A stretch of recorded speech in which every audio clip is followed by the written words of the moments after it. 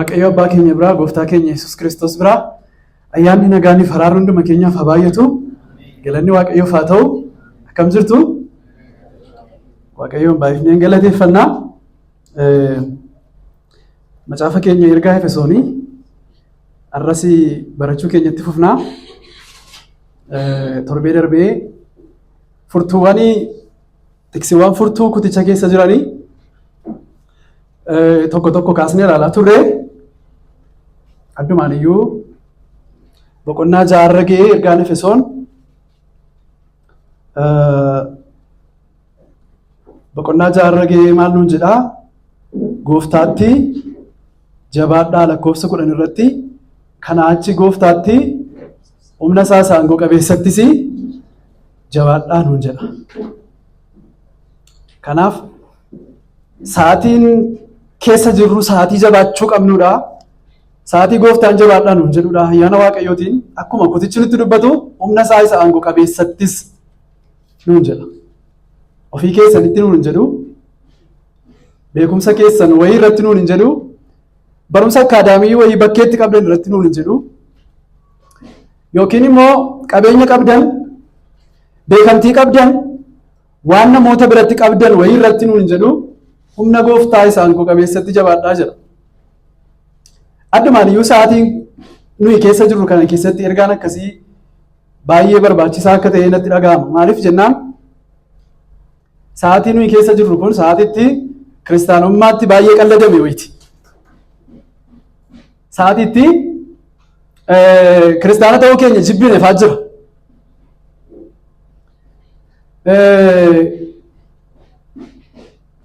Garuu akkuma Roomaan boqonnaan tokko dubbatu Israa'el keessaa Waaqayyo haftee wayii qaba jedha. Rimenantiin wayii hin jiru Israa'eliif jedha. Hafteen dhaabatanii hafan kan fayyan amma dhumaatti kan dhaabatan tokko Israa'el keessaa jiru Waaqayyo saba isaa warra duraan dursee beekumsa isaatiin yaadaan qabe Israa'el keessaa haftee warra jiran sana Waaqayyoon irraa hanfanne hin dhiisne waa'ee isaanii jedha. Kanaaf abdiin keenya guddaan tokko maanni Waaqayyo hoolota qaba har'as. Waaqayyo waan hoolota qabuuf hin jabaannaa jechuudha.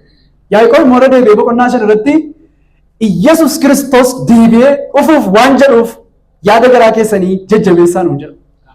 Qottuun akkuma lafa isaa isa duraa qotee ammas bokkaan irratti roobee lafa isaa isa lammaffaa qotee ija midhaan isaatii amma gaafa argatutti dhamee akkuma hojjetu isinis gooftaan Iyyasuus Kiristoos dhufuuf balbalarra waan ga'eef garaa keessan jajjabeessaa nuun jedha.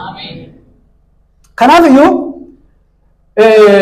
ergaan Efesoon akkuma torbee darbe ilaalaa turre boqonnaan 1-3tti beezik doktariinii yookiin immoo barsiisa hundee biraa kiristiyaanaa wanta nuyi irraa asii fachi socho'uu hin qabne gaafa ta'u boqonnaa 3 gara dhumaa hundi isaanii immoo piraktikaal tiichingiidha yookiin immoo jireenya kiristiyaanii tokko biyya lafaa keessatti namni kiristiyaanni eebba Kiristoos argate kun eebba Waaqayyoo argate kun yaadaan qabame kun fo'atame kun Afuuraan du'aa ture lammaffaa dhalate kun akkamittiidhaan jiraachuu akka qabu nutti himu.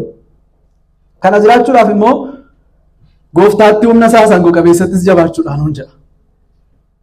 Har'a kan itti fufnu lakkoofsa 1 walii wajjiniidhaan dubbifannee itti fufnaa.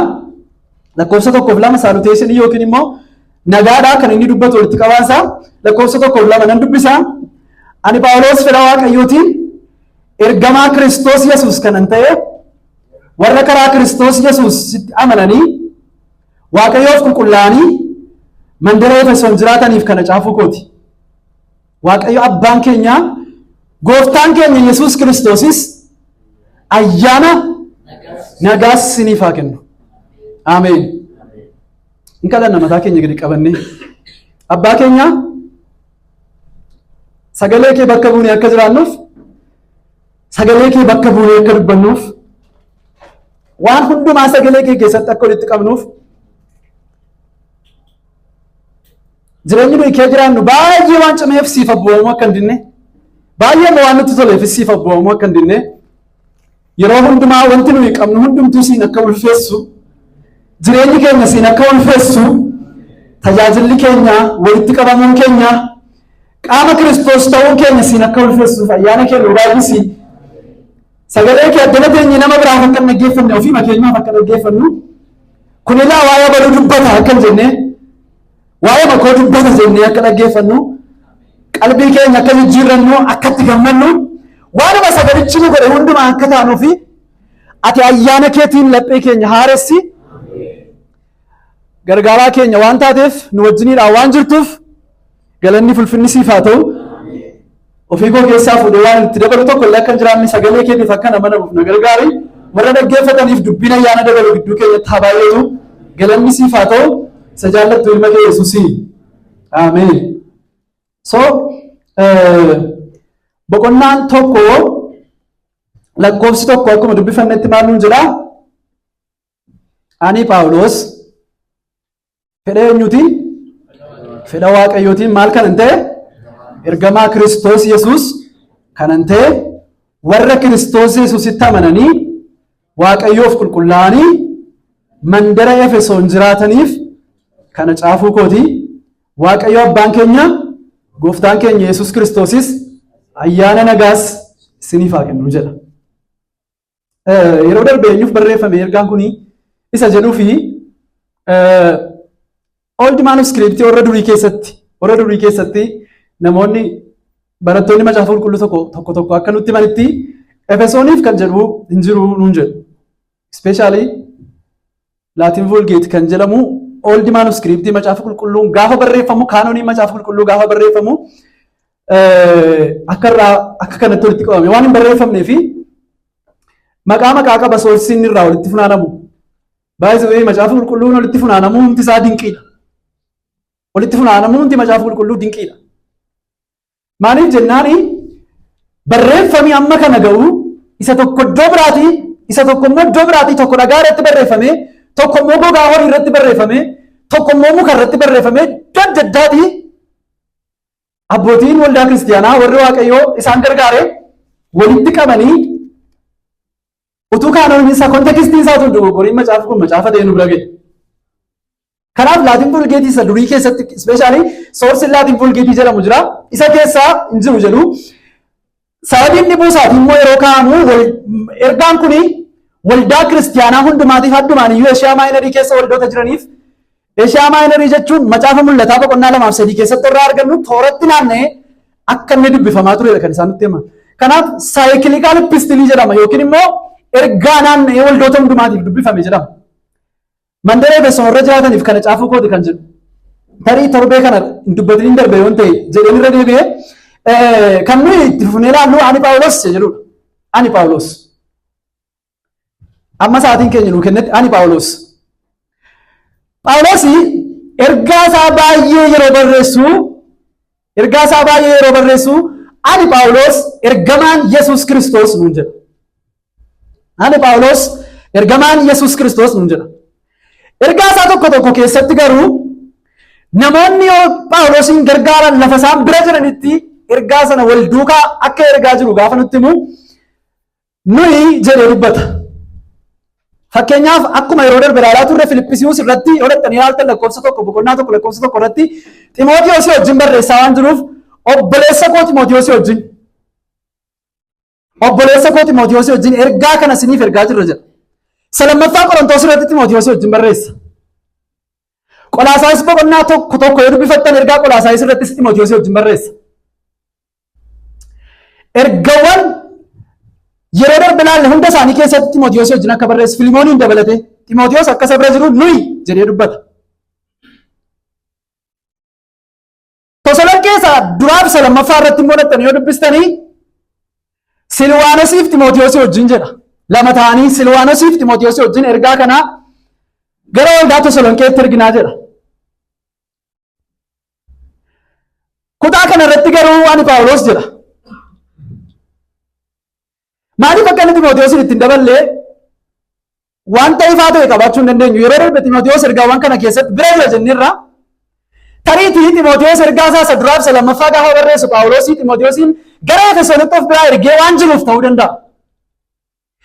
Gara jalqabaatti hamma gaafa ergaa kana barreessu Ximootiyoos bira furee isa booddee immoo Ximootiyoos gara Efesoon waan dhaqee fi Ximootiyoosiin ittiin daballeta.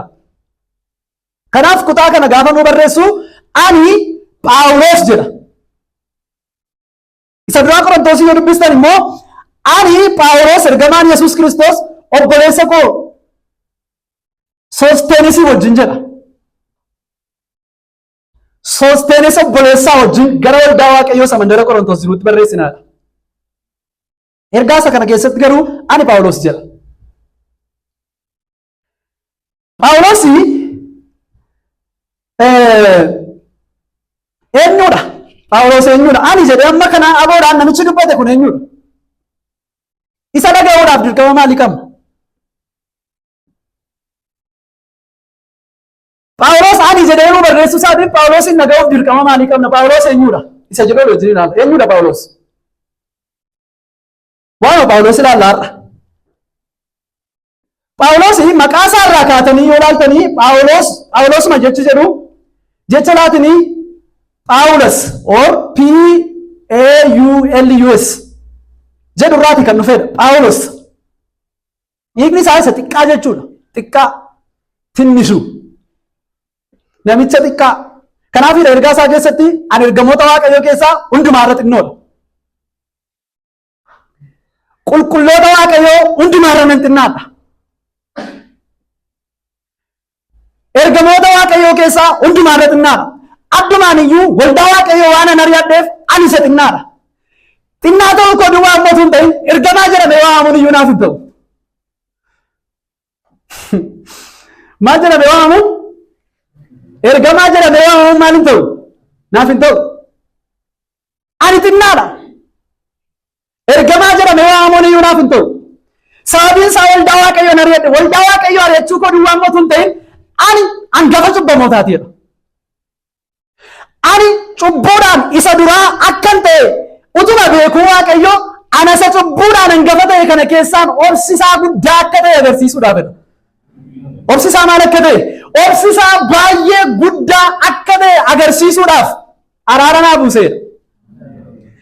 Akka cubbuu kootiitti, akka xinnummaa kootiitti, akka nama dheekkamsa jala jiru ta'uu kootiitti araarri Waaqayyo kan hin malleef hin ture. Garuu ana isa xinnaa kanaaf obsisaa guddaa akkam akka ta'e agarsiisuudhaaf Waaqayyo araara naa buuse. Ayyaanni Waaqayyoof araarri Waaqayyoo guutee irra naaf dhangala'ee jira. Kanaaf itti dhufee dubbiin Kiristoos cubbamoota fayyisuudhaaf gara biyya lafaa dhufe jedhu amanamaadha, ergaan fayyeedha. Agartanii? Namicha xinnaadha. Phaawulos namicha xinnaadha. Maqaa hundi isaa xinnaa jechuudha.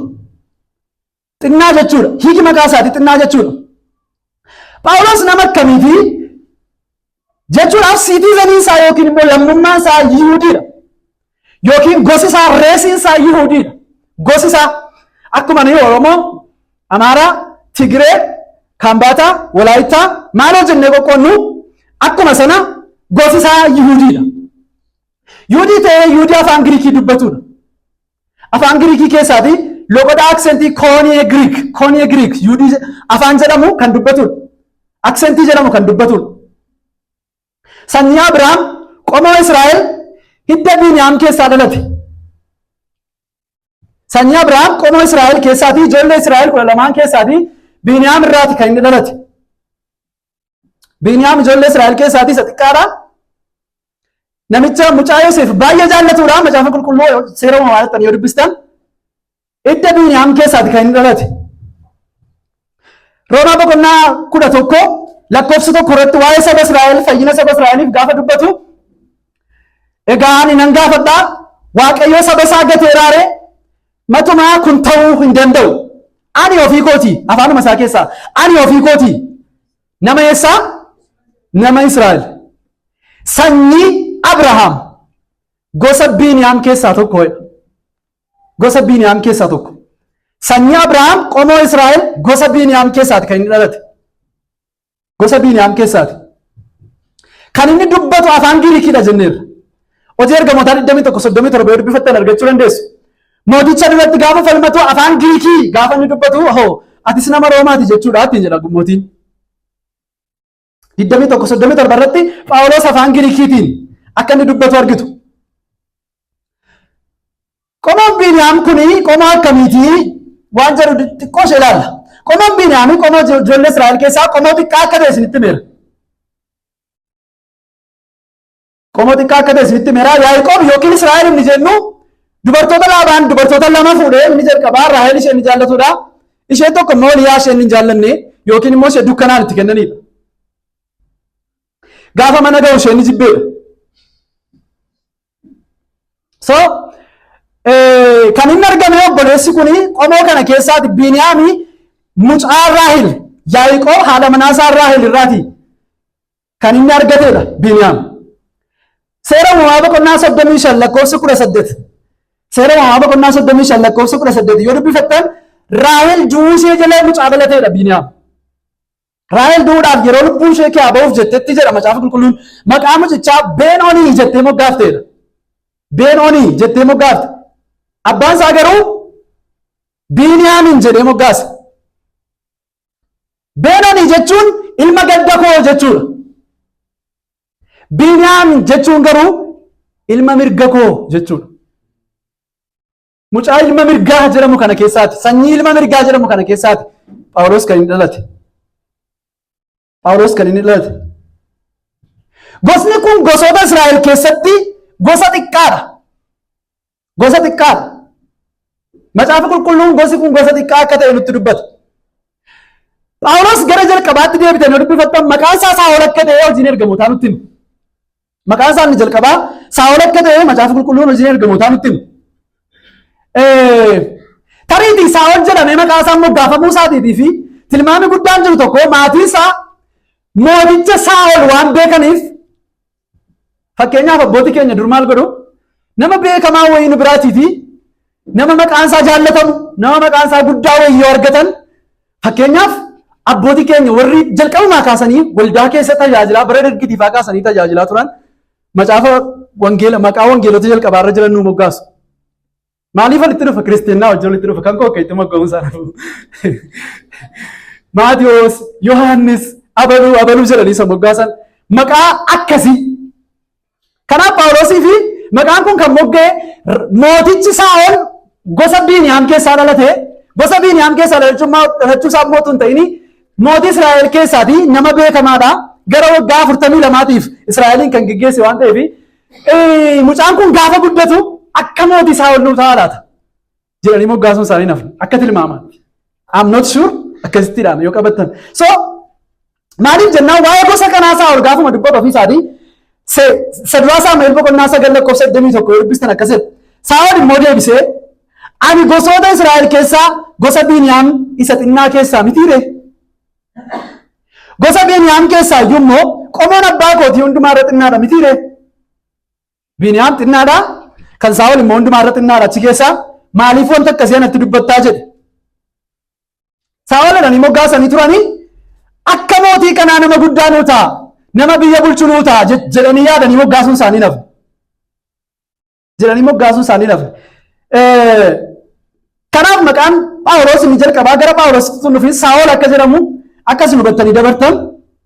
Tarii waldaa keessatti yeroo 20 irra deebitanii dhageessaniitu ta'a. Arras barumsa mala waan ta'eef irra deebi'a. Maartin Luuter akkas nuun jedha waa'ee sagalee Waaqayyoo. Ani baay'ee dadhabaa waan hin ta'eef nama sammuun isaa waan qabanne waan hin ta'eef sagalee Waaqayyoo isaa har'a natti lallabda boris irra deebi'aa natti lallabaa nan irraanfadhaa. Nunoo isa torbee irraa dhageenya ji'a tokko jiraanna miti. Waaqayyo gara sagalee isaatiitti nu haa deebisu. Irra deddeebi'aa miimoorii sammuu kooti xiqqoodha hin qabatu sagalee Waaqayyoo. Ittiin sagalee Waaqayyoo jala taa'uu hin danda'u qabachuu hin danda'u understanding godhu keessan turu waan ta'eef irra deddeebi'aa natti himaa. Mee Luuter sagalee Waaqayyoo isaa dhagee isaa har'a dhagee boru irra deddeebi'aa natti himaa jedha yoo ta'e maal jechuun nurra jira nuyi. Waaqayyo nu haa gargaaru. Yaa. Kanaaf Saa'ol kana irra deddeebi'ee manna gaa duruu maqaan isaa kan biraan Saa'ol jedhama jettanii teessanii yaadaa jirtu yoo taatan qalbii jijjiirradha. Arras maqaan Phaawulos inni durii Saa'ol ta'uu isaa dubbachuun nun nuffisiisu. Macaafa qulqulluu keenyadha waan ta'eef macaafa qulqulluu keenya jedha waan ta'eef. Kanaaf iyyuu maqaan isaa inni durii akkas akka ta'e asumaan sirriitti meen darba. Phaawulos yookiin Saa'ol dhalootaan lafinni itti dhalate biyya Israa'el ishee irraa keessatti hin turre. biyya Israa'el lafatti guddatetti hin turre. Biyya Qiliiqiyaa iddoo amma Turkii jedhamtu yookiin immoo Turkii iddoo jedhamtu mandara Xarseesitti kan hin dhalate. Mandara Xarseesitti kan hin dhalate. Biyya Qiliiqiyaa iddoo amma Turkii jedhamtu city of town of Tarses yookiin immoo magaalaa Tarses mandara Tarses keessatti kan hin dhalate. Macaafa qulqulluu keessaa afaanuma isaatiin nutti hima. Qiliiqiyaan yookiin immoo Qiliiqiyaa isheen jennu kuni bara naannoo 64 dhaloota Kiristoos dura keessaa kaaseeti kan isheen bittaa Roomaa jala galte. Bittaa Roomaa jala kan isheen galte bara 64 naannoo bara 64tti tilmaamaan naannoo bara 64 kaaseeti kan isheen bittaa Roomaa jala galte. Xiqqoo ishee bilisummaa kan isheen argatte bara mootii Awugistos. Bara mootii Awugistos jechuun bara Yesuus dhalate jechuudha. Bara mootii Awugistos bara sana xiqqoo ishee bilisummaa kan isheen argatte. Maatiin Phaawulos iddoo kanatti akkamitti akka isaan deeman yoo hin beekamne illee yoona taayimlaan Israa'elii kaan iddoo kanatti akka isaan muuvii godhanidha seenaan kan dubbatu. Keessumaa yoo abboota waldaa kiristaanaa keessaatii jaarsi Jeeroomee jedhamu kan inni nutti himu kanadha. Namni kan biraan hin jiru inni gaafa barreessu iddoo kanatti akka isaan muuvii godhanidha kan inni nutti himu. Yookiin immoo gara Qiliiqiyaa iddoo Qiliiqiyaa jedhamu kanatti Israa'elii kaanii Phaawulos hin dhalatin muuvii akka isaan godhanidha. Iddoo kanatti muuvii godhanii Phaawulos achitti jiraachaa turanii Phaawulos iddoo kanatti dhalate mandara Tarseesitti. Hojii ergamootaa boqonnaa 22 lakkoofsa 3. Hojii ergamootaa boqonnaa 22 lakkoofsa 3. Ani hin jedhe Phaawulos Yuudiidha. Ani eenyudha? Qiliiqiyaa keessaa Tarseesittin dhaladhe. Addana Yerusaalemittin guddadhe. Waan tokko isinitti mee darbuun barbaada. Phaawulos ani Yuudiidha erga jedhee ani Oromoodha yoon jedhe rakkoo maalii qaba jettanii teessanii yaada hartu ta'a.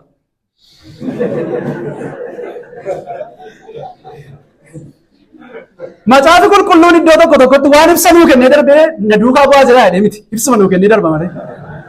Iddoo kanatti Phaawulos ani Yuudiidha jedhee naan ani Oromoodha kan jiru biratti barreeffamee jiru jechuudha. Waaqayyo yoo bahuun bawuc basigaa እንድንመካ አይፈልግም። waaqayyo akkanii wanta fooniin ol qabate wayitiin akkanii of jennu of agarsiisnu hin barbaadu. Kanaaf ana yeroo maalii dhala jira ani Yihuudiidha. Qiliiqiyaa keessaa Xarseesittan dhaladhe. Addana Yerusaalemitti hin guddadhe. Eessa jira jechuudha amma lafa yeroo dubbii kana dubbatu. Yerusaalemiin jira waan ta'eef maal jechaa jira addana Yerusaalemitti hin guddadhe. Gamaaleel birattis seera abaabilii keenyaaf kenname hundumaa ijarrattee eegee bareera. Maal godhee? Ijarrattee eegeen bareera. በጣም ጎበዝ ተማሪ ነው ማለት ነው። ijarrattee eegeen bara. Waan seerri jedhu jalaatiituun siqin ijarrattee eegee bareera. Akkuma keessan irraa kanas Waaqayyoof nan hinaafan ture. Har'a hinaafuun annaa miti. Hinaaffaa karaa biraa waan ta'eefidha kan Phaawulos dubbatu. Akkuma keessan irraa kana Waaqayyoof maal hin ta'an ture?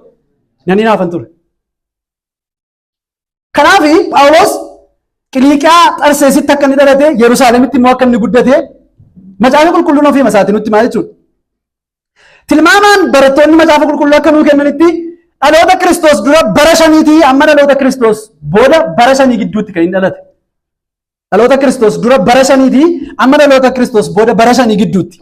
Jechuun Yesuus wajjin walitti dhiyaata jechuudha hiriyyummaadhaan. Walitti dhiyaata jechuudha. Yesuus gidduu kanatti waan dhalatee fi fooniin hiriyyummaadhaan walitti dhiyaatu.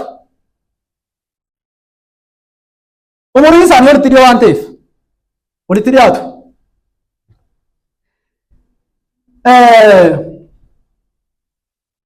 Abbaaf haati isaa Ibroota waan ta'aniif afaanuma isaa irraa nutti himaa. Abbaaf haati isaa Ibroota waan ta'aniif ani biricha makaa hin qabneedha. Ani biricha makaa hin qabneedha jechuun amma sabboonummaa waa isinitti fakkaatin. Abbaan koo haati koo Ibroota jechuun malee wanta biraa miti. Abbaan koo Ibrii ta'ee namni kan biraan immoo Giriikii miti jechuu isaati. Jechuun qomoo garaagaraa lamarraan dhufne jechuu isaati. Abbaaf haati isaa Ibroota waan ta'aniif afaan Yihuudootaa waan dubbataniif innis Yihuudiidha. Filiphisius boqonnaa 3 lakkoofsa 5 irratti akkasuma jedha waa'ee seera eeguutiif yeroo dubbatu. Waa'ee seera eeguutiif qajeelummaan karaa seera eeguutuun argama ta'e jedhee nutti dubbateetu Filiphisiiyuus 3:5 irratti akkas nuun jedha. Dhaladhee gaafa 8ffaan dhagna qabadhe. Duuba sanaati eenyuun harkisee fida? Abrahaamiif harkisee fida. Kakuun dhagna qabaa guyyaa 8ffaatti dhagna qabachuun kan kennameef eenyuudha? Abrahaamiif. Duuba sanaati Abrahaamiif waan Yisihaaq faarra gee harkisee fida. Dhaladhee gaafa 8ffaan dhagna qabadhe jechuun Yihuudoonni amaluma isaaniitiin Abrahaam irraa kaatanii haasoftan jaallatu. Kanaaf Abrahaamitti isaan geesse gaafa 8ffaan dhagna qabadhe. Sanyii Israa'el gosa Beniyaam keessaan dhaladhe. Abbaan koo fi haati koo Ibroota waan ta'aniifis ani Ibricha makaa hin qabneedha. Karaa seera eeguu immoo ani warra Fariisotaa keessaa tokko. Itti deebina isa warra Fariisotaa keessaa tokko jedhu kanaaf. Waaqayyoon nan hinaafan ture sanni sirra jedhe dubbisaa itti ufaa lakkoofsa 6. Seera sanaaf hinaafuu irraa kan ka'e waldaa amantootaa ari'achaan ture. Qajeelummaan seericha eeguudhaan hin argamatu ta'e ani isatti mudaa hin qabun ture. Kanaaf iyyuu Ibriihoof yookiin immoo Ibricha makaa hin qabne jedhamee beekama. Kanaaf Phaawulos sanyummaadhaan yookiin immoo siitiizanii isaa eessatti lakkaa'amaa jettanii yoo gaafattanii dhalachuu isaatiin nama Roomaati. Dhalachuu isaatiin nama Roomaati. Lafa Roomaa irratti dhalachuu isaatiin abbaa fi haati isaa gara Roomaatti socho'anii achi jiraachuu isaaniitiin nama Roomaati. Garuu immoo sanyummaadhaan dhiigni isaa Yihuudii waan ta'eef immoo nama Yihuudiiti. Nama Yihuudiiti. Akkuma sila isinii kaasee ture naannoo bara 10 AD keessa dhaloota Kiristoos dura naannoo bara 10tti abbaa fi haati isaa akkasitti socho'an seenaan nutti hima. Kanaaf iyyuu Roomaa abbaa fi haati isaa jiraachuu isaaniitiin an nama Roomaati jedhee falmachuu nama danda'udha. Bara duriitti immoo nama Roomaati jedhamee jennaani abbaan arge qofatti hin buusu. Abaluu nama Roomaati jedhamee jennaan lafa harkatti qabamee ni dhamu. Mootummaan Roomaa mootummoota Yihuudaa mootummoota naannoo sana jiran hundumaa dabalatee gizaatii isaa jala waan qabuuf. Amma gaafa Kiristoos dhufutti. Kiristoos gaafa dhufu Yihuudoonni maal abdatanii turan? Mootii Roomaa jalaatii bilisa nu baasaa laata. Masiihin dhalatu kun waan inni godhu yoo jiraate mootii Roomaa akkana nurraa kaasee bilisummaa keenya nuu labsaa laata. Kiristoos biyya lafaarra deddeebi'uu isaa duwwaatu hin ta'in amma gaafa inni samiitti ol ba'utti biroo hojii ergamootaa boqonnaa tokko dhuftanii amma gaafa dubbistan ifin ergamoonni mataan isaanii gaaffii maal isa gaafatu Yesuusiin yoom mootummaa nuu deebiftaa. Kanaaf iyyuu nama Roomaati. Hojii ergamootaa boqonnaa 22. Hojii ergamootaa boqonnaa 22 lakkoofsa 24 kaasnee dubbifanna. Hangafichi kumaa Phaawulosiin lafa buufata loltuutti geessanii warri Yihuudotaa sababii akka isatti caraananiif baasuudhaaf qacceedhaan reebanii akka isa qoran abboome. Yeroo isa reebuudhaaf xeephaanidhanitti Phaawulos hangafa dhibbaa isaa achi dhaabatuun nama Roomaa tokko firdiinis kan ittiin faradamin reebuu seeraaree jedhe. Hangafni dhibbaa sun kana yommuu dhagee gara hangaficha kumaa dhaqee maal gochuuf jetta? Namichi kunoo nama Roomaati ittiin jedhe. Kanaafis hangafni kumaa sun gara isaa dhaqee Phaawulosiin anatti ati dhuguma nama Roomaati? Nama Roomaa jechuun amma hangafni dhibbaaf hangafni kumaa sodaatan itti kan ga'u jechuudha. Hidhuu isaaniitiif hangafni kumaa qabee hidhee hamma sanatti hamma hidhuu isaaniitiif sodaatan itti nama ga'u. Hangafni dhibbaa qabee hidhee hidhuu isaaniitiif hamma sodaatan itti nama ga'u jechuudha. Anatti ati dhuguma nama Roomaati? Ittiin jennaan inni immoo deebisee eeyyee jedhe. Hangafichi kumaa sun dabalee nama Roomaatti lakkaa'amu koo kana ani horii dheeraadhaan nan bitadhee jennaan. Maaliin hin bitadhee? Horii dheeraadhaan. Phaawulos immoo maal jedhe? Hangaruutti hin dhaladhe. Caammaa tokko si dura jirrachuu isaati.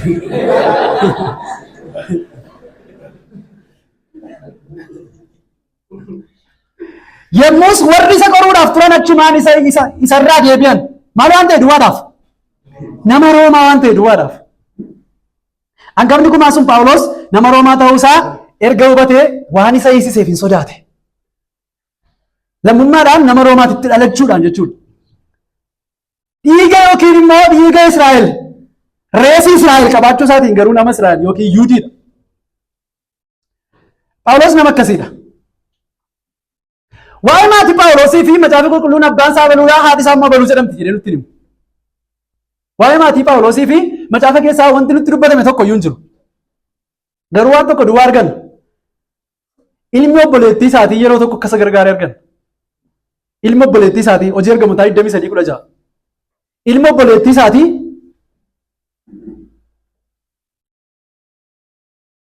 ilma obboleettii isaatii 23:16 yoo baafattan ilma obboleettii Phaawulos garuu akka jarri riphanii Phaawulosin eeggachuuf mari'atan dhaga'ee dhaqee lafa buufata loltuutti tollitee kana Phaawulositti hime. Riphanii si eeggachaa jiru jedhetti hime. Maatii isaa keessaatii infoormeeshinii macaafni nuu kennu tokko ilma obboleettii isaatii akka isa bira ture. Nutti himaa jechuudha. Inni kan biraan Phaawulos akkamitti guddate akkaataa guddachuu isaati ilaala. Phaawulos akkamitti guddate. Phaawulos maatii Yihuudootaa keessatti akka nama guddatee tokkotti amantii Yihuudootaatiif baay'ee nama dhimmu, baay'ee nama dhama'u. Seera mukabbaa isaanii eeguudhaaf nama dhama'u. Amma qulqulloota Waaqayyoo dhaqee qabee fidee mana hidhaatti galchutti amma waldaa Waaqayyoo ari'atutti nama dhama'u akka inni ta'e macaafa qulqulluun nutti hima. Fariisota keessaa akkuma sila sinii dubbisee ture nama beekamaa akka inni ta'e nutti hima. Fariisota keessaa nama beekamaa akka inni ta'e. Galaatiyaa boqonnaa tokko lakkoofsa 13 yoo dubbifattan hin argattu. Galaatiyaa boqonnaa tokko lakkoofsa 13 irratti. Amantii warra Yihuudootaatti qabamee yommuu jiraachaa ture jedha. Garmalee waldaa Waaqayyoo ari'achaa balleessuudhaafis akkan ture dhageessaniittu. Waaqayyoo hojii isaa dinqisiisaadha miti? Yaa namicha akkamiiti namichi Waaqayyootti waldaa ijaare? Namicha waldaa balleessuudhaaf muratee ka'e. Namicha waldaa balleessuudhaaf muratee ka'e. Riiliijeesii namicha ta'e namicha hinaafu amantii Yihuudootaatiif. Amantii Waaqayyoo keessaa hin dhaga'amne amantii Kiristoos keessaa hin dhaga'amneef namicha hinaafu. Namicha akkasiiti. Amantii Yihuudootaatti qabamee yommuu jiraachaa ture garmalee waldaa Waaqayyoo ari'achaa balleessuudhaafis dhamaa akkan ture dhageessaniitu jira. Yihuudoota akka kootii warra akka amantii warra Yihuudootaatti jiran keessaa hiriyoota koo nan caalaa. Hiriyoota koo maal hin godhu? Nan caala. Seera muka abbaa keenyaatiifis caalchisee nan hinaafa. Yesuus wangeela Maatewos keessatti dhufee Fariisota kan inni dheekkamu jechuudha. Isin seera muka abbaa keessaniitiin maal gootu? Dubbii Waaqayyoo busheessitu. Seera muka abbaa keessaniitiin dubbii Waaqayyoo busheessitu jedhee Yesuus Fariisotatti kan inni dheekkamaa ture sana keessa Phaawulos ture jechuudha. Gamaali'eel barsiisaa seeraa beekamaadha. Hojii ergamootaa 22:13 akkuma sira laalle. Hojii ergamootaa boqonnaa 5 yoo dubbifattan Gamaali'eel barsiisaa beekamaa seera barsiisuudhaan nama beekamaa akka inni ta'e ingirii Gamaali'eel nama Phaawulosin barsiiseedha jettanii yoo yaaddan nama akkamiiti jettanii yaaddu. Phaawulos hamma kana waa'ee seeraa yoo dubbate Gamaali'eel waa'ee seeraa hammam dubbachuu danda'a. Nama Phaawulos jala taa'ee barate waan ta'eef. Seera eeguutti cimaadha namichi kun. Garee warra Fariisotaa keessaa giddu galeessa yookiin immoo seenterii warra jennu keessa namicha jiru. Addumaan Yihuudoota keessatti barsiisa seeraa yookiin immoo hojii seeraa keessatti namoonni seenterii keessa jiran baay'inni isaanii akka nama 70 kan ta'an firdii kennuutti kan hojjetan. Dhimmi adda addaa keessiin adda addaa yoo gara isaanii dhufe namoonni walitti yoo bu'an seera Waaqayyoo yoo cabsan namoonni firdii ta'anii kennan akka baay'inni isaanii nama 70 ta'antu Israa'el keessa jiru. Gamaali'eelis ta'e Phaawulosis ta'e namoota kana keessa jiru. Wangeela Yohaannis yoo dubbifannu Niqoodimoosis jara kana keessa jiru. Jarri kun dhimmi seeraa wajjin wal ilaallatu hundumtuu kan isaan ilaallatu kan gara isaanii dhaqu. Akka haayikoortii wayii jechuudha. Namoota akkasiiti. Keessa deebii boqonnaa 16 yoo dubbifattan hin argattu.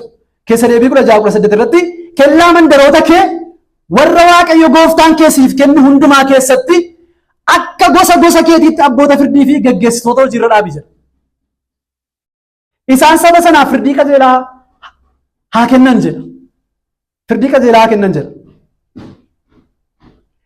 Namoota akkasii garee akkasii kana keessaa jechuudha Phaawulos. Gareen kun yeroo gooftaan dabarfamee kennamu ragaa sobaa irratti baasisanii wanta gooftaan hin godhin godheera jedhanii ragaa sobaa irratti baasisanii namoota gooftaa dabarsanii kennan keessaa isaan tokkodha. Kanaaf Phaawulos Fariisota keessaa nama akkasiiti. Kanaaf ta'uu danda'a gooftaan gaafa Phaawulosin jijjiiru maal ittiin jedhe? Ana Yesuus Kiristoos kanati ari'attu. Ana Yesuus Kiristoos kanati ari'attu. Amma garuu waan ati gochuuf jirtu sitti himamaati ka'ii gara mandaraatti gali. Ifni guddaan irratti lafa dha'ee jedha Macaafa Qulqulluun.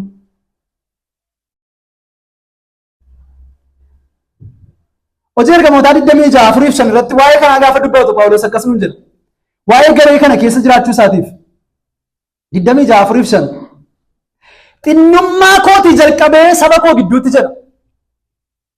Xinnummaa kootii jalqabee saba koo gidduutti Yerusaalemittis attamitti akkan jiraadhe Yihuudoonni hundinuu hin beeku. Yihuudoota tokko moo lama? Hundinuu. Yihuudoonni miliyoona tokko yoo ta'an Yihuudoonni miliyoona tokko akkamitti jiraate beeku. Bataam taawaqi ሰው ነው nama baay'ee beekamaadha. Seera eeguutti seera muka abbootaa eeguutti nama baay'ee beekamaadha. Barumsa huumaaniitiitti nama baay'ee beekamaadha. Nama baay'ee beekamaadha. Warri duruma na beekan yoo fedhan amala sagalee keenyaa keessaa akka kan warra baay'ee jabeessanii amantii cimsanii. Warra kam? Warra baay'ee jabeessanii amantii cimsan. The center የሆኑት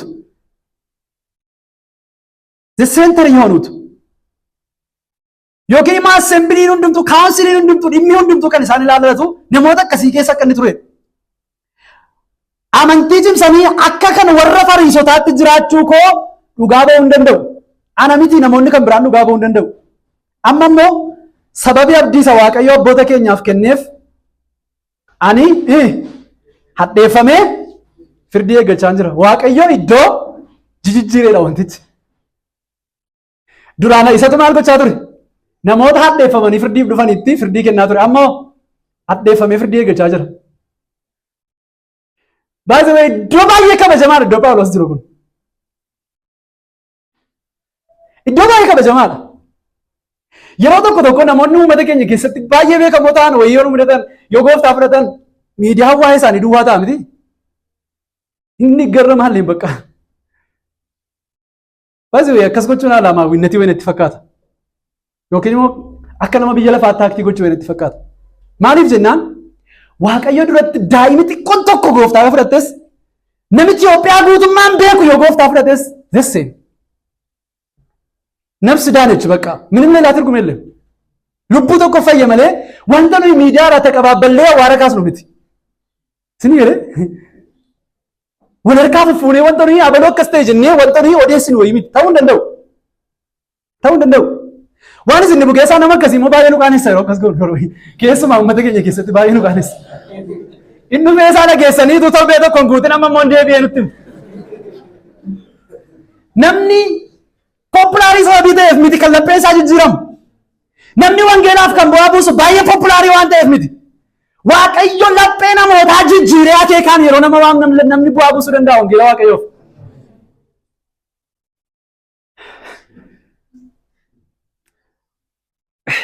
Waaqayyo chaayildishiitti nu haa fayyisu.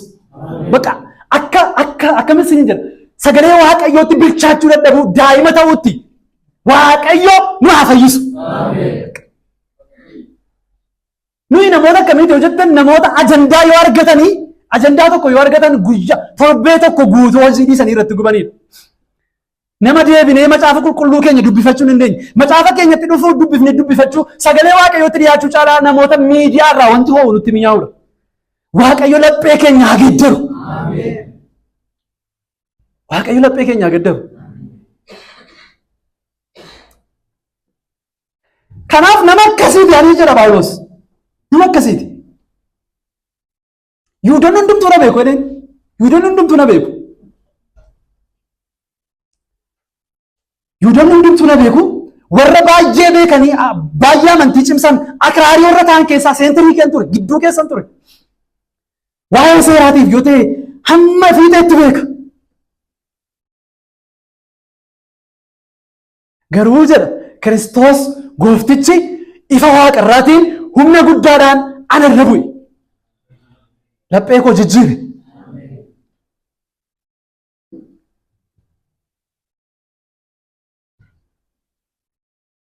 Filiphisius irratti akkuma dubbifanne boqonnaa 3 keessatti waa'ee seerichaa fi hafuuraa kan ka'e waldaa Waaqayyoo nama hari'atudha. Kana duwwaa miti. Hojii ergamootaa boqonnaa 7 yoo dubbiftan yeroo Isxifaanos garbichi Waaqayyoo dhagaadhaan rukutamee du'u Phaawulos warra dhaabatanii ajjeesan keessaas tokkodha.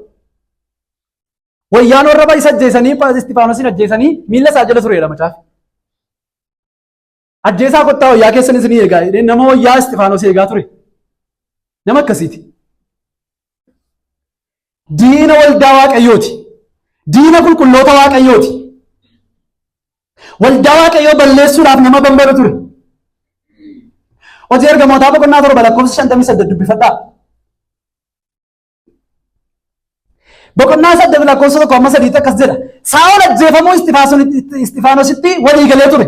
Kana irratti immoo guyyuma sana waldaa amantoota Yerusaalem keessa jirtu irratti ari'atamuu guddaatu ka'e. Ergamoota irraa kan hafe amantoonni hundinuu kutaa biyya Yihuudaatii fi Samaariyaa keessa bittinfaman. Amma isaan bittinfamanitti jarreen Waaqayyoof bulan tokko Isxifaanosiif boo'icha guddaa isaa bu'anii reeffa isaa awwaalan. Saa'ol garuu waldaa amantootaa lafarraa balleessuudhaaf manneen keessaa deemee mana sagadaa duwwaatu hin ta'in manneen keessa deemee dhiirotaaf dubartoota amantoota ta'an harkisee akkamitti harkiseetiin diraag wordii jedhu fayyadama iddoo kanatti diraagin harkisee yookiin immoo akka nama hidhuu dhaquutti harkisee namicha harkisee mana hidhaatti kennu ture.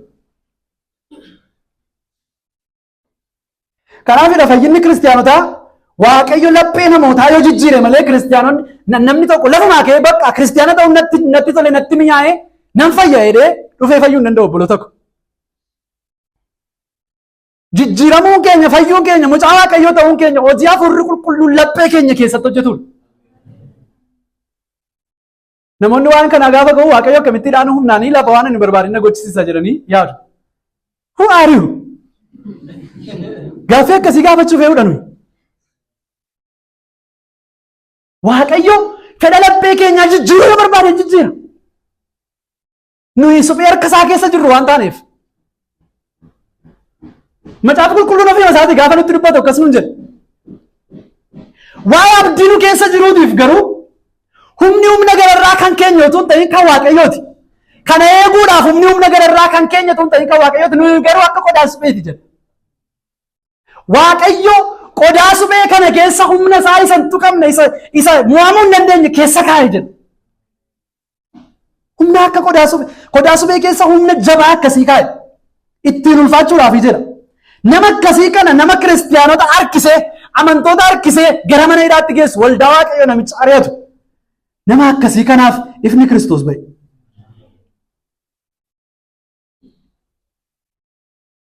Galanni Waaqayyoof haa ta'u. Hojii ergamootaa 24 amma 5tti. Yeroo Phaawulos ol waamametti Xerxiloos himata isaa jalqabee yaa ulfaataa Feeliks nagaa yeroo dheeraadhaaf hin boora'in kana argachuun keenya maqaa keetiif. Karaa argachiisuu keetiinis gedderamni baay'een saba kanaaf ta'aa jira. Karaa hundumaa iddoo hundumaattis isa kana galata guutuudhaan hin fudhanna. Kana caalaa gamoo si dadhabsiisuun barbaadu. Haa ta'u iyyuu malee himata gabaabduu nuyi qabnu gara laafinaan akka nuuf dhageessuuf sin kadhadha. Namichi kun sodaachisaa akka dhukkuba darbuu ta'uusaa. Yihuudoota biyya lafaarra jiraatan hundumaa gidduutti immoo goolii qaqqabsiisuusaa. Garee warra Naazreet warra amantii keenya irraa addaan cabsate sanaaf immoo dura buutuu ta'uusaa bira geenyerra. Yoomiidha erga inni geddarame booddeedha kan mootiin kun akkasitti barreessu. Erga inni geddarame booddees nama Kiristoosiif laphee gubaa qabu nama ciisee hin bulle akka inni ta'e. Dheengadda obboleessa keenya ajji waan tokko haasa'aa turre. Akka Phaawulositti wangeela lallabuun akkamitti danda'ama? Akkamitti danda'ama?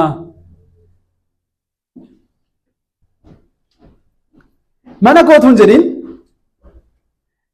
fiiwucharii kootu hin jedhin, jireenya kootu hin jedhin akkamitti wangeela lallabuun danda'ama? Phaawulos nama akkasii akka inni ture macaafa qulqulluun nutti hima. Guyyaan itti saba Waaqayyo ari'achaa ture hojii ergamootaa boqonnaa 9 akkuma dubbifattanii guyyaan itti hojii saba Waaqayyo waldaa Waaqayyo ari'achaa ture Hangafa lubootaa biraa ajaja fudhatee gara mana sagadaa Damaasqootti deemaa ture. Eeyyama barreessifatee areera keen fidaa jedhee eeyyama barreessifatee gara Damaasqoo deemaa ture. Eenyuun iyyuu yoo ta'e qabee fiduudhaaf. Gooftaan ifa guddaadhaan itti mul'ate maal ittiin jedhe? Ana Yesuus Kiristoos kanati ari'attu. Namni waldaa Waaqayyoo ari'atu Yesuus Kiristoosin ari'atu. Isinii galee waldaa Waaqayyoo namni ari'atu Yesuus Kiristoosin ari'atu.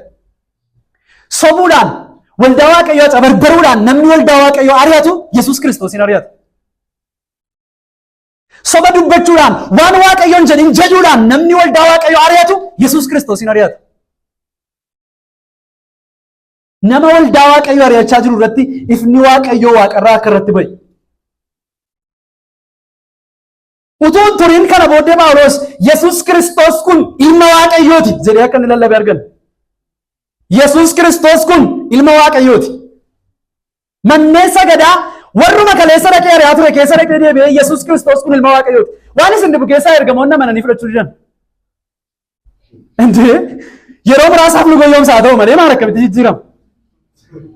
Kun ta'uu hin danda'u. Nu goyyoomsuuf dhufe waan ta'eef ofitti bituu hin qabnu ergamoonni istiraagilii chaalenjii meeqa booddee akka isaan Phaawulosin ofitti fudhatan argitu.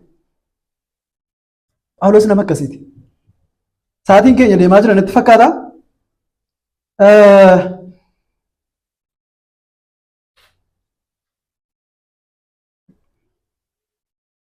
Inni kan biraan kan nuti dhufne ilaallu akkaataa guddina isaa ilaalle irraa gaa'ila isaati. Gaa'ila isaati. Isa duraa Qorontos boqonnaa 7:7-8 irratti waa'ee gaa'ila Phaawulos akkas nuun jedha. Ani illee namoonni hundinuu fuudhuu dhiisanii akka koo akka ta'an nan jaalladhan ture. Haa ta'u iyyuu malee namni adduma addaan kennaa Waaqayyoo isaaf kenne qaba. Inni tokko kennaa akkasii, inni kaanis kennaa akkasii qaba. Warri fuudhiniif warri abboonni manaa isaanii irraa du'an akka koo fuudhuu fi fuudhaaf heeruma malee yoo hafan isaaniif ba'eessanan jedha. Phaawulos kutaa kana irratti akka nutti dubbatutti gaa'ila akka hin qabnedha. Gaa'ila dhabuun isaa garuu xu'aashii ta'e yookiin immoo harka namaatti xu'aashii ta'e yookiin immoo naachuraalii rakkoo qabaateetu hin taane Kiristoosiif jedhee xu'aashii nama of godheedha. Kiristoosiif jedhee nama xu'aashii of godheedha. Sagalee kana gaafa dhageenyu waan tokko yaadaa akka jiraannu hin barbaada. How much we care about the gospel of Jesus Christ. Jireenya keenya keessaa wangeelli Kiristoos iddoo inni qabu hammamiidha? Ofii keessan akkasiin gaafachaa deemtan hin barbaada. Phaawulos jireenya isaa keessaa wangeelli Waaqayyoo kan inni iddoo qabu hamma kanattidha. Hin fuudhinaa jedhanii isin jajjabeessaa jira miti. Yookiin immoo gaa'ila hin qabaatinaa jedhanii isin jajjabeessaa jira miti. Sababiin isaa Phaawulos nun jajjabeessine waan ta'eef kennaa qaba namni hundumtuu jedheera waan ta'eef kun kennaa kootiidha. It is my gift. Wangeela Kiristoosiif xu'aashii of godhee darbuun akkas ta'ee darbuun waa Waaqayyo natti kenneedha. Kennaa fuudhaa immoo isinitti fakkaatin. It is not a spiritual gift. Yookiin kennaa fuudhaa wayii isinitti fakkaatin. Fuudhuu dhiisuun Phaawulos kennaa fuudhaa miti. Garuu it is something optional. Waan adda ta'e wayii Waaqayyo gaafa Phaawulos irra kaa'u. Waan adda ta'e wayii ergamoota kan biraa irratti illee kan hin mul'atin. Ergamoota kan biraa irratti illee kan hin mul'atin gaafa Waaqayyo Phaawulos irra kaa'u. Isa duraa Qorontos boqonnaa 9:5. By the way, waan tokko isinitti mee darbuun barbaada. Namoonni tokko tokko argumentiin iddoo kanatti jiru Phaawulos dura yeroo waldaa Waaqayyo ari'achaa ture jireenya bakkee jiraachaa ture yeroos fuudhee jedhanii namoonni kaasan jiru. Macaafi qulqulluun nutti himne waan ta'eef kanarratti waan tokko jechuu hin dandeenyu. Macaafi kan inni nutti hime maal nuun jedhe? Gaa'ila hin qabu jedhee afaan isaa keessaa kan nutti dubbatedha. Kanaaf gaa'ila dhabuun Phaawulos harka namaatti xu'aashii ta'e yookiin immoo gaa'ila dhaabbachuu nama hin dandeenye uumamaan nama gaa'ila godhachuu hin dandeenye ta'eetu hin taane utuma danda'u akka ta'e isa duraa Qorontos boqonnaa 9:5 irratti akkas jedha. Isa duraa Qorontos boqonnaa 9:5 irratti akka ergamoota warra kaanii akka obboloota gooftaa akka Keefaas nu immoo niitii amante fuunee iddoo hundumaatti wajjin deemuun nuuf hin ta'u tureere. Utuu fuudheera ta'e maal ta'a jechuudha? Kaappaasitii isaa qaban danda'a jechuudha. Hormooniin isaan hojjeta jechuudha. Adeen? No. Fayyaa akka ta'e nutti hima jechuudha kutaan kun. Phaawulos fayyaa akka ta'e mucaa godhachuudhaa fi gaa'ila dhaabbachuudhaaf nama fayyaadha. Kiristoosiif jedhee maal ta'e? Xu'aashii ta'e. Sababiin isaa macaafa qulqulluun keenya harka namaatti kan xu'aashii ta'an jiru, Kiristoosiif jedhanii kan xu'aashii of godhanis jiru jedhamti. Yaa harka namaatti kan xu'aashii ta'an jiru, Kiristoosiif jedhanii kan xu'aashii of godhanis jiru jedha. Kanaaf iyyuu Phaawulos nama gaa'ela hin qabneedha. Inni kan biraan hojii isaati. Daqiiqaan koo yoo ga'e hojii isaati inni kan biraan hojii isaati. Phaawulos akka hojjetaa wangeelaa fi akka ergamaa gooftaatti akka hojjetaa wangeelaa yeroo hundumaa biyyaa gara biyyaatti darbuuf akka ergamaa gooftaa tokkootti nama hojiin itti baay'atu, nama waldaa kiristaanaaf kadhatu, nama deemee barsiisu, beezik hundee macaafa qulqulluu, hundee barsiisa waldaa kiristaanaa akka nama kaa'ee tokkootti nama baay'ee biiziidha, nama yeroo hin qabneedha. Garuu hin hojjeta. Hin hojjeta. Eeggadda waan tokko hin taa'ee yaadaa ture. Torbee tokko bakkee ooleeni galgalaa afuritti riba jalaa buu dadhabe. So Waaqayyo waan tokko hin kadhachuu barbaade. Isa Phaawulos kadhate maal jedhe? Dhagni koo aleelee akka abboomamu. Ameen. Dhagni keenya maal akka ta'u? Aleelee akka abboomamu. Hojii Waaqayyo hojjechuudhaaf dhagni keenya aleelee abboomamu akka baratu. Baay'een keessan chaalenjii akkasii hin qabdan nan beeka nama dabalate. Waaqayyoon wanti nuyi kadhachuu qabnu tokko maal rakkina nuu salphisa miti Waaqayyo. Yookiin immoo buddeen manatti hojjetee fidee afaan nuu kaa'u Waaqayyo. Yookiin immoo ati kana booddee hojiin sin barbaachisu wangeela lallabde jedhee hiikee kennu niisus Waaqayyo. Yeroon akkasinitti isinitti dubbadhu warri hojii wangeelaa hojjetan waan hojjetaniin waldaa kiristaanaa keessatti wangeela isa lallabaniin yoo nyaatan akka rakkina hin qabne Phaawulos ofii isaatiin nutti hima. Garuu immoo nama hundumtuu akka gootu ta'e utuu nama rakkisuu dhiisee gaariidhaa jira. Dhugumaan isinitti hima. Utuu nama rakkisuu dhiisee. Kanaaf maalidha ree? Obshinii nuyi qabnu maal? Gooftaa jaallachaa, sagalee isaa jaallachaa akkuma jirrutti foon keenya kun akka abboomamu Waaqayyoof, akka bitamu, irriba diduu akka danda'u, yeroo Waaqayyoof qabu, komiitimentii inni qabu akka dabalu bakka. Waaqayyoof yeroo inni qabu akka dabalu. Matsallaa yaallabban. Kadhachuun nurra jiraata. Dhagni keenya aleelee akka abboomamuuf akkuma Phaawulos kadhachuun nurra jiraata. Waaqayyo ayyaana isaa nuuf haa baay'isu. Nama akkasiidha Phaawulos. Nama biizii ture Phaawulos. Nama hojiin itti baay'atu ture. Haa ta'u malee nama hojii qabu ture. Hojiin isaa maal? Dunkaana hodhuu ture, tent making. Dunkaana hodhuu ture hojiin isaa. Guyyaa guyyaa lafuma namoota argatetti waa'ee Kiristoos dhugaa ba'a, waldaa kiristaanaarra deemee jajjabeessa, amantoota dubbisa. Galgala immoo Aqiilaaf Piriskilaa wajjin dunkaana hodha.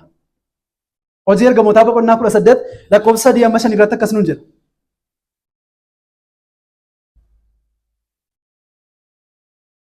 Hojiin isaanii tokko waan ta'eefis isaan bira taa'ee hojjete. Eenyufaa bira? Isaan kan jedhu kun Aqiilaaf Piriskilaadha, gubbaatti jira. Isaan bira taa'ee hojjete. Hojiin isaaniis dunkaana hodhuu ture.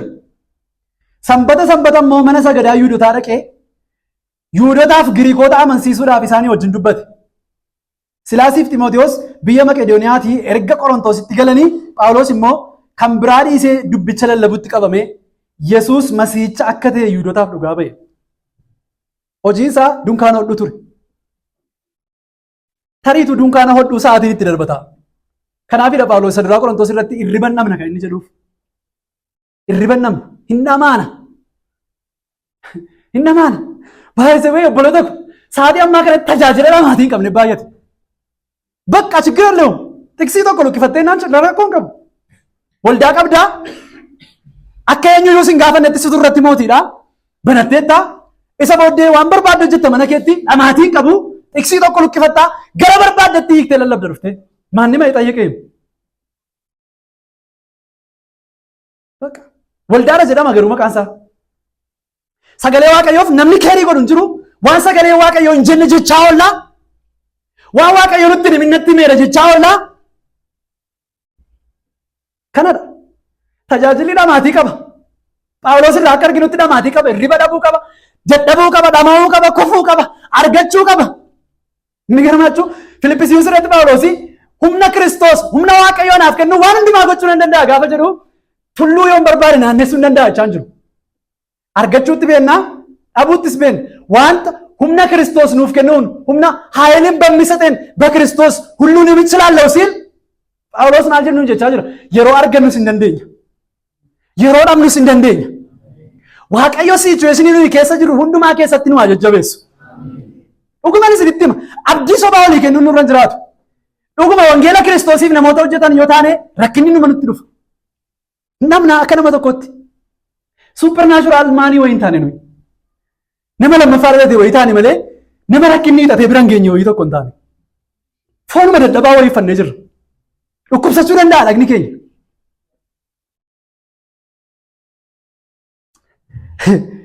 dhamaatii qaba tajaajilli dhamaatii qaba wangeela Kiristoosiif dhaabbachuun lallabuun dhamaatii qaba waaqayyo ayyaana isaa nuuf haa baay'isu kanaafidha gooftaan irra deddeebi'ee macaafa wangeela Maatewos keessatti gaafa nutti dubbatu wanta qabu hundumaa dhiisee namni na duukaa hin buune bartuu koo ta'uu hin danda'u bartuu koo ta'uu hin danda'u Filiphisius irratti Phaawulos yeroo nutti dubbatu Kiristoosiif jedhee wanta gatii naaf qaba ture hundumaa akka kositti lakkaa'eera utuu barbaanne jedhamne Phaawulos waan mataa keessaa fuudhamee odeeffamuun isinitti odeessinee isinirraa nyaachuu hin dandeenya turre hin dandeenya turre wanta karaa isaa banamee nuuf kenname kanatti nuyi akka dhimma itti hin baane isinitti nan hima dhimma itti hin baane arra garuu eessatti deemaa jirraa innaan bakka rakkoon qabu sagantaa iddoo ta'e tokkotti ho'isnee kadhannee innaan sagaleen keenya furdaa ta'e jennaan ani raajiidha jennee kaana macaafa tiksii tokko galagalchinee ma dubbisuu dandeenya innaan haqqa barsiisaa taane quccitee taane teenye waaqayyo akka nuyi banannu barbaada waaqayyo akka nuyi yeroo keenya isaaf kennu barbaada nama hojii qabu ture Phaawulos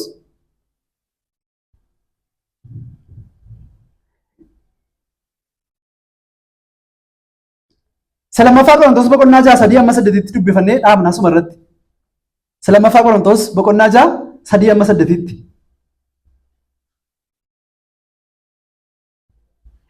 ergaan keenya maqaa gadee akka hin argamneef nama tokko iyyuu matumaan gufachiif maal keenya ergaan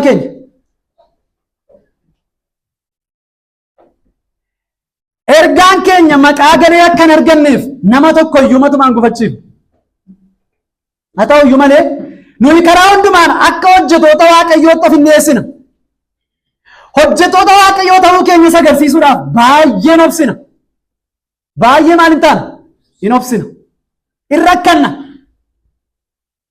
moo rakkannu rakkoon qabu rakkinni hin jiru akkana booddee waaqayyo rakkina keetti hiikee gassi dhiisee lallabi Phaawulos ayidalleem amma fayyideetta rakkinni sin argatu miti lallabi Phaawulos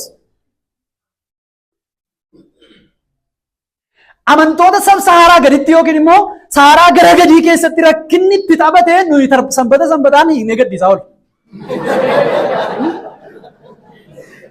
garuu eessa jiru boroo qaan kolfina waan tokko na dhaggeeffadhaa piliis sanbata sattaanu deebi'anii gaafa dhufan maal jedhu waaqayyoon na waaqeffadhu isa rakkina kootti iyyuu na hiikuu hin dandeenyedha waaqayyo nuun mari'atee miti obboloota koo hundumaa kan hojjetu akka fedha isaatti hojjeta waaqayyo rakkannuchuu keenya keessaan hin ulfaata taanaa waaqayyo nu rakkisee ulfaachitti isatti tola he is a sovereign God inni waaqayyo olaanaadha waaqayyo guddaadha waaqayyo sin gorsa kennitanii fi ilaa bakka akkasitti na jiraachisa jettan miti waaqayyo ana akka kanatti malee jiraachuun barbaadu kanat hojjettee fidde kanan fudhadhu waaqa sin ittiin jettan miti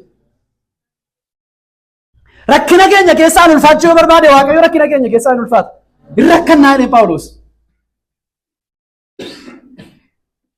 hin rakkanna gidiraachuun affliction by the way it's affliction gidiraachuun by the way rakkina isa jennu kanarra baay'ee caala afflictionidha dhiphifamuudha gidiraatti muddamatti sin galla jechuun immoo lubbuu keenyaatti waan ol qabatu wayiti hafuura keenyaatti waan ol qabatu wayi maalin qabadda yaasa jedha wayiti rakkinni isaan daa'u maal qabaddu gidiraatti muddamatti sin galla irreebamna inni dhabna gooliin nutti hin kaafama hojiitti hin dadhabna hirribannamna hin soomna garuu waan tokko jira lakkoofsa 6 garaa qulqulluudhaan Waaqayyo garaa akkasii nuuf haa kennu. Garaa qulqulluudhaan. Waaqayyo irraa waan ta'e buufachuudhaaf warra tajaajilan osoo hin ta'in, Waaqayyo irraa waan ta'e argachuudhaaf warra tajaajilan osoo hin ta'in, garaa qulqulluudhaan beekumsaan hojjenna jira. Waliif hin dandeenya. Gaarummaadhaan hin jiraanna. Hafuura qulqulluutiin hin geggeeffamna. Jaalala amanamaa hin agarsiifna. Dubbii isa dhugaadhaan humna Waaqayyootiin isin hojjenna. Qajeelina akka mi'a waraanaatti ittiin hojjechuudhaaf harka mirgaaf harka bitaatti hin qaban. Ulfinaan salphinaanis maqaa baduudhaan maqaa toluudhaanis akka gowwoomsituutti ilaalamuudhaan dhugaa qabaachuudhaanis hin deddeebina. Utuma beekamnee jirru akka warra hin beekaminii taane akka warra du'aniitti hin lakkaa'amu. Akka warra kamiitti? Akka warra du'aniitti hin lakkaa'amu. Nuyi garuu kunoo hin jiraanna. Akka warra adabamanii taane garuu hin ajjeefamne. Akka warra gaddaniitti hin ilaalamne garuu nuyi yeroo hundumaa hin gammanna. Akka warra deeganiitti hin lakkaa'amne garuu namoota baay'ee sooromsina. Akka warra hoomaa hin qabneetti hin ilaalamne garuu waan hundumaa qabna. Yaa warra Qorontoos, nuyi afaan guutnee isinitti dubbanne garaan keenyas isiniif bal'aadha.